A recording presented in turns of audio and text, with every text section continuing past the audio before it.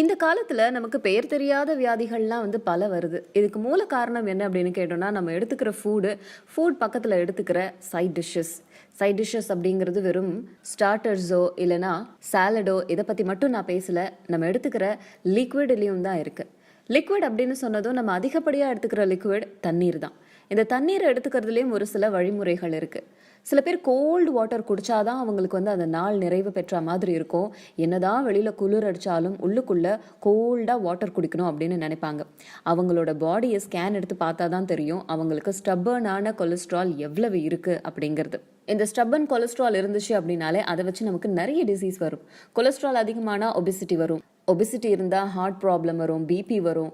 அதை வச்சு ஏகப்பட்ட ப்ராப்ளம்ஸ் வரும்.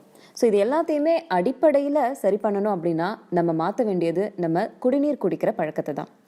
கோல்ட் வாட்டர் என்னைக்காச்சும் ஒரு நாள் ஆசைக்கு குடிச்சா பரவாயில்ல, அதை ஹேபிட் ஆகாமல் பார்த்துக்கணும். முடிஞ்ச அளவுக்கு நார்மல் வாட்டருக்கு பதிலாக வெந்நீர் குடிச்சிங்க அப்படின்னா கட்டாயமாக உங்களுக்கு வரக்கூடிய எல்லா டிசீஸையும் நீங்கள் சரி பண்ணலாம். உணவு சாப்பிட்றதுக்கு ஒரு 1/2 மணி நேரத்துக்கு முன்னாடி டெஃபினட்டாக நீங்கள் வெந்நீர் குடிச்சு அதுக்கப்புறம் உணவு சாப்பிட்டீங்கனாலும், எப்போல்லாம் நான்வெஜ் சாப்பிட்றீங்களோ அப்போல்லாம் வெறும் வெந்நீர் எடுத்துக்கிட்டீங்க அப்படின்னாலும் அந்த உணவுனால ஏற்படுற பாதிப்பு உங்களுக்கு வரவே வராது.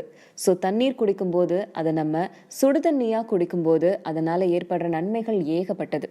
ஸோ இதுக்கு மட்டும்தான் வெந்நீர் குடிக்கணுமான்னா கிடையாது. உங்களோட டே ஃப்ரெஷ்ஷாக இருக்கவும், உங்களுடைய பிளட் சர்க்குலேஷன் ஸ்பீடாகவும், நல்ல டைஜஷனுக்கும், ஸ்கின் ப்ராப்ளம்ஸ்லேருந்து வெளிவரவும், தலைவலி இருந்துச்சுன்னா அதை சரி செய்யவும் இந்த ஹாட் வாட்டர் உங்களுக்கு ரொம்ப நல்ல விதத்தில் ஹெல்ப் பண்ணும்.